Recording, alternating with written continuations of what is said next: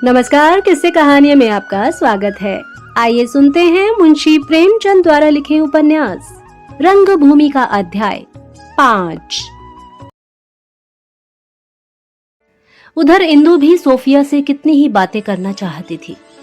रानी जी के सामने उसे दिल की बातें करने का अवसर ना मिला था।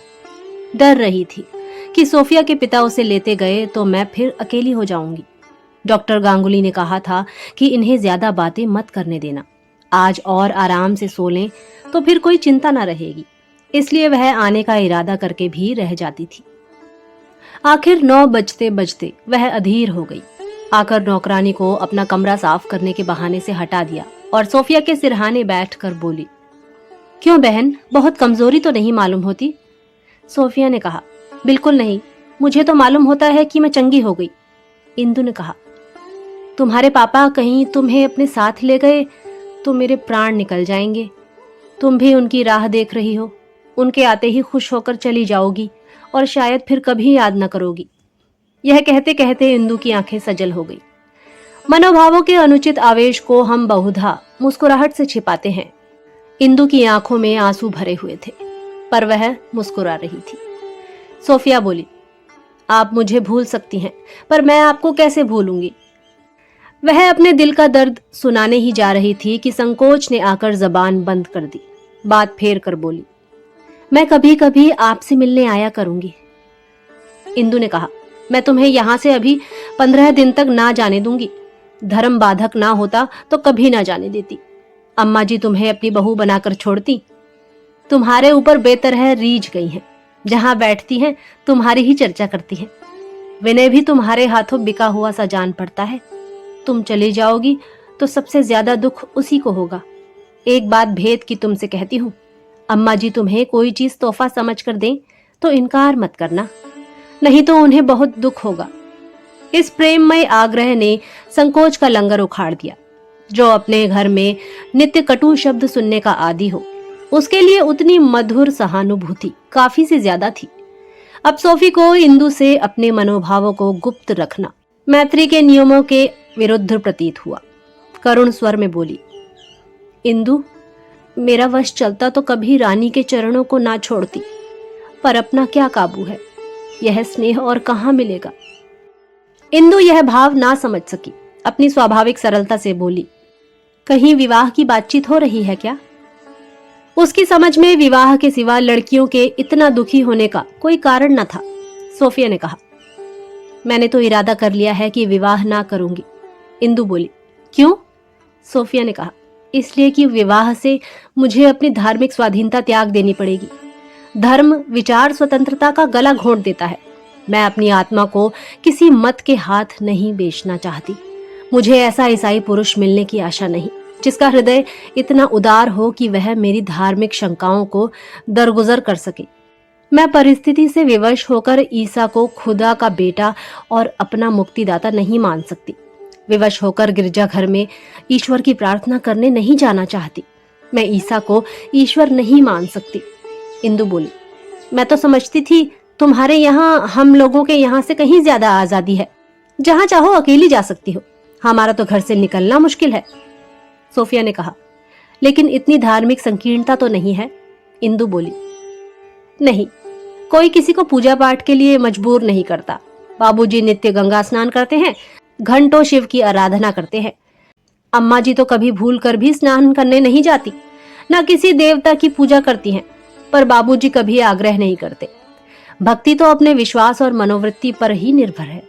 हम भाई बहन के विचारों में आकाश पाताल का अंतर है।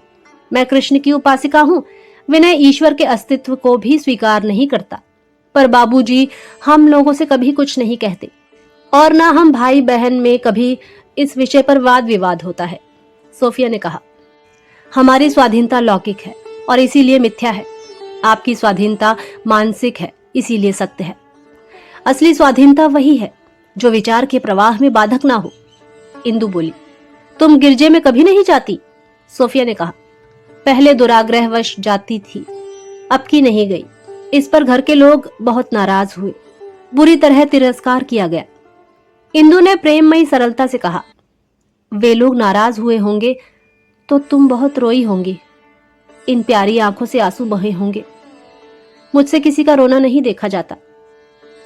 सोफिया ने कहा, पहले रोया करती थी, अब परवाह नहीं करती। इंदु बोली, मुझे तो कभी कोई कुछ कह देता है तो हृदय पर तीर सा लगता है। दिन दिन भर रोती ही रह जाती हूँ, आंसू ही नहीं थमते। वह बात बार बार हृदय में चुभा करती है। सच पूछो तो मुझे किसी के क्रोध पर रोना नहीं आता। रोना आता है अपने ऊपर कि मैंने उन्हें क्यों नाराज किया, क्यों मुझसे ऐसी भूल हुई। सोफिया को भ्रम हुआ कि इंदु मुझे अपनी क्षमाशीलता से लज्जित करना चाहती है। माथे पर शिकन पड़ गई। बोली, मेरी जगह पर आप होती तो ऐसा ना कहती। आखिर क्या आप अपने धार्मिक विचारों को छोड़ बैठती? इंदु ने कहा, यह तो नहीं कह सकती कि क्या करती, पर घर वालों को प्रसन्न रखने की चेष्टा किया करती। सोफिया ने कहा, आपकी माताजी अगर आपको जबरदस्ती कृष्ण की उपासना करने से रोकें तो आप मान जाएंगी? इंदु ने कहा, हाँ, मैं तो मान जाऊंगी। अम्मा को नाराज ना करूंगी। कृष्ण तो अंतर्यामी हैं, उन्हें प्रसन्न रखने के लिए उपासना की जरूरत नहीं। उपासना तो केवल अपने मन के संतोष के लिए है। सोफिया ने आश्चर्य से कहा, आपको जरा भी मानसिक पीड़ा ना होगी? इंदु बोली, अवश्य होगी, पर उनकी खातिर मैं सह लूंगी। सोफिया ने कहा, अच्छा, अगर वह आपकी इच्छा के विरुद्ध आपका विवाह करना चाहें तो? इंदु लजाते हुए बोली, वह समस्या तो हल हो चुकी है। माँ बाप ने जिससे उचित समझा कर दिया, मैंने जबान तक नहीं खोली। सोफिया ने कहा, अरे यह कब? इंदु बोली, इसे तो 2 साल हो गए। आंखें नीची करके कहने लगी, अगर मेरा अपना वश होता तो उन्हें कभी न वरती, चाहे कुंवारी ही रहती। मेरे स्वामी मुझसे प्रेम करते हैं, धन की कोई कमी नहीं है, पर मैं उनके हृदय के केवल चतुर्थांश की अधिकारिणी हूँ। उसके 3 भाग सार्वजनिक कामों में भेंट होते हैं। एक के बदले चौथाई पाकर कौन संतुष्ट हो सकता है? मुझे तो बाजरे की पूरी बिस्किट के चौथाई हिस्से से कहीं अच्छी मालूम होती है। क्षुधा तो तृप्त हो जाती है, जो भोजन का यथार्थ उद्देश्य है। सोफिया ने कहा, आपकी धार्मिक स्वाधीनता में तो बाधा नहीं डालते? इंदु ने कहा, नहीं, उन्हें इतना अवकाश कहां। सोफिया ने कहा, तब तो मैं आपको मुबारकबाद दूंगी। इंदु बोली, अगर किसी कैदी को बधाई देना उचित हो तो शौक से दो। सोफिया ने कहा, बेड़ी प्रेम की हो तो? इंदु बोली, ऐसा होता तो मैं तुमसे बधाई देने को आग्रह करती। मैं बंध गई, वह मुक्त हैं। मुझे यहाँ आए 3 महीने होने आते हैं, पर 3 बार से ज्यादा नहीं आए, और वह भी केवल 1-1 घंटे के लिए। इसी शहर में रहते हैं, 10 मिनट में मोटर आ सकती है, पर इतनी फुर्सत किसे है? हाँ, पत्रों से अपनी मुलाकात का काम निकालना चाहते हैं, और वे पत्र भी क्या होते हैं, आदि से अंत तक अपने दुखड़ों से भरे हुए। आज यह काम है, कल वह काम है, इनसे मिलने जाना है, उनका स्वागत करना है। म्यूनिसिपैलिटी के प्रधान क्या हो गए, राज्य मिल गया। जब देखो वही धुन सवार, और सब कामों के लिए फुर्सत है। अगर फुर्सत नहीं है तो सिर्फ यहाँ आने की। मैं तुम्हें चिताए देती हूँ, किसी देश सेवक से विवाह न करना, नहीं तो पछताओगी। तुम उसके अवकाश के समय की मनोरंजन सामग्री मात्र रहोगी। सोफिया ने कहा, मैं तो पहले ही अपना मन स्थिर कर चुकी। सबसे अलग ही अलग रहना चाहती हूँ, जहाँ मेरी स्वाधीनता में बाधा डालने वाला कोई ना हो। मैं सतपथ पर रहूंगी या कुपथ पर चलूंगी, यह जिम्मेवारी भी अपने ही सर लेना चाहती हूँ। मैं बालिग हूँ और अपना नफा नुकसान देख सकती हूँ। आजन्म किसी की रक्षा में नहीं रहना चाहती, क्योंकि रक्षा का कार्य पराधीनता के सिवा और कुछ नहीं। इंदु बोली, क्या तुम अपने मम्मा और पापा के अधीन नहीं रहना चाहती? सोफिया ने कहा, ना, पराधीनता में प्रकार का नहीं, केवल मात्राओं का अंतर है। इंदु बोली, तो मेरे ही घर क्यों नहीं रहती?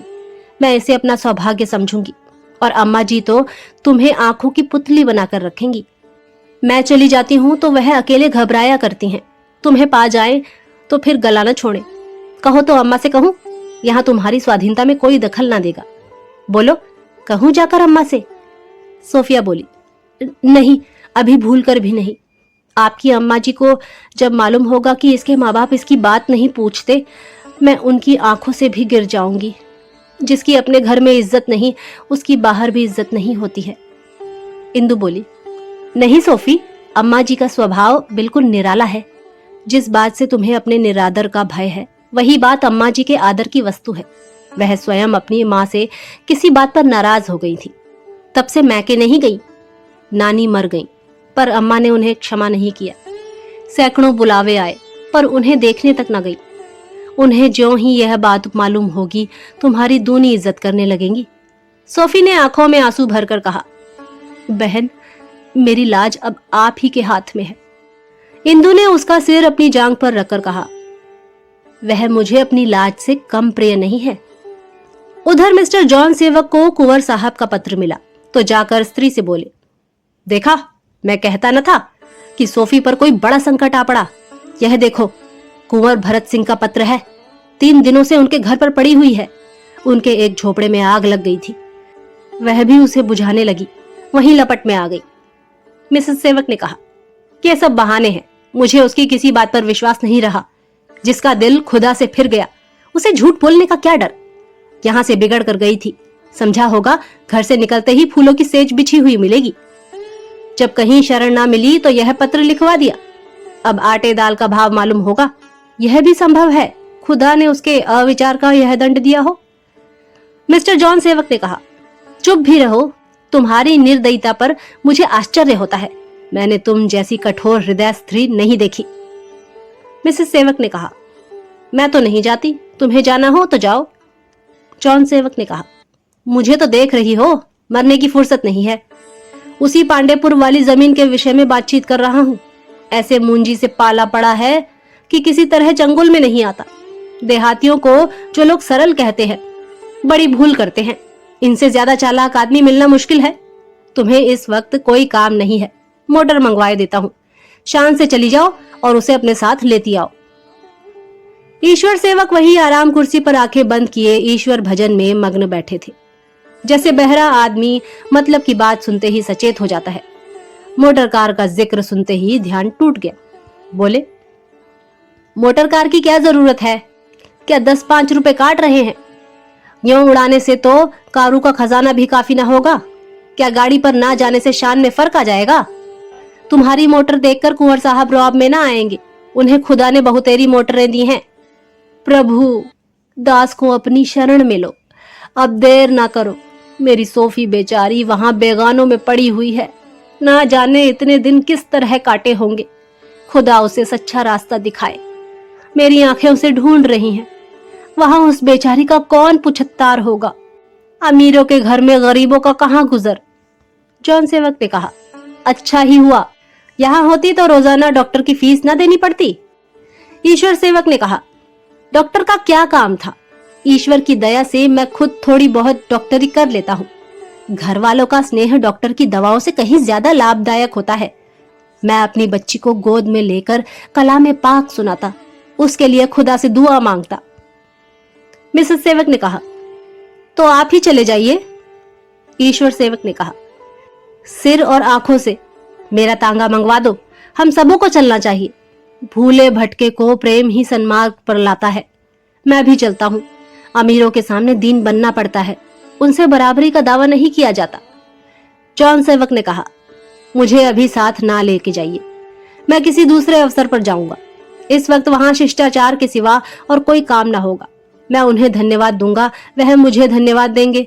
मैं इस परिचय को दैवीय प्रेरणा समझता हूँ। इत्मीनान से मिलूंगा। कुंवर साहब का शहर में बड़ा दबाव है। म्यूनिसिपैलिटी के प्रधान उनके दामाद हैं। उनकी सहायता से मुझे पांडेपुर वाली जमीन बड़ी आसानी से मिल जाएगी। संभव है वह कुछ हिस्से भी खरीद ले, मगर आज इन बातों का मौका नहीं है। ईश्वर सेवक ने कहा, मुझे तुम्हारी बुद्धि पर हंसी आती है। जिस आदमी से राह रस्म पैदा करके तुम्हारे इतने काम निकल सकते हैं, उससे मिलने में भी तुम्हें इतना संकोच। तुम्हारा समय इतना बहुमूल्य है कि आधा घंटे के लिए भी वहां नहीं जा सकते। पहली ही मुलाकात में सारी बातें तय कर लेना चाहते हो। ऐसा सुनहरा अवसर पाकर भी तुम्हें उससे फायदा उठाना नहीं आता। जॉन सेवक ने कहा, खैर आपका अनुरोध है तो मैं ही चला जाऊंगा। मैं एक जरूरी काम कर रहा था, फिर कर लूंगा। आपको कष्ट करने की जरूरत नहीं। स्त्री से बोले, तुम तो चल रही हो? मिसेस सेवक ने कहा, मुझे नाहक ले चलते हो, मगर खैर चलो। भोजन के बाद चलना निश्चित हुआ। अंग्रेजी प्रथा के अनुसार यहाँ दिन का भोजन 1 बजे होता था। बीच का समय तैयारियों में कटा। मिसेस सेवक ने अपने आभूषण निकाले, जिनसे वृद्धावस्था ने भी उन्हें विरक्त नहीं किया था। अपना अच्छे से अच्छा गाउन और ब्लाउज निकाला। इतना श्रृंगार वह अपनी बरसगांठ के सिवा और किसी उत्सव में न करती थी। उद्देश्य था सोफिया को जलाना, उसे दिखाना कि तेरे आने से मैं रो रो कर मरी नहीं जा रही हूँ। कोचवान को गाड़ी धोकर साफ करने का हुक्म दिया। प्रभु सेवक को भी साथ ले चलने की राय हुई, लेकिन जॉन सेवक ने जाकर उसके कमरे में देखा तो उसका पता न था। उसकी मेज पर एक दर्शन ग्रंथ खुला पड़ा था। मालूम होता था पढ़ते पढ़ते उठकर कहीं चला गया है। वास्तव में यह ग्रंथ 3 दिनों से इसी भांति पड़ा हुआ था। प्रभु सेवक को उसे बंद करके रख देने का अवकाश भी न था। वह प्रातःकाल से 2 घड़ी रात तक शहर का चक्कर लगाया करता। केवल 2 बार भोजन करने घर आता था। ऐसा कोई स्कूल न था जहां उसने सोफी को ना ढूंढा हो। कोई जान पहचान का आदमी, कोई मित्र ऐसा न था जिसके घर जाकर उसने तलाश न की हो। दिन भर की दौड़ धूप के बाद रात को निराश होकर लौट आता और चारपाई पर लेटकर घंटों सोचता और रोता। कहां चली गई? पुलिस के दफ्तर में दिन भर में 10-10 बार जाता और पूछता। कुछ पता चला? समाचार पत्रों में भी सूचना दे रखी थी। वहां भी रोज कई बार जाकर दरियाफ्त करता।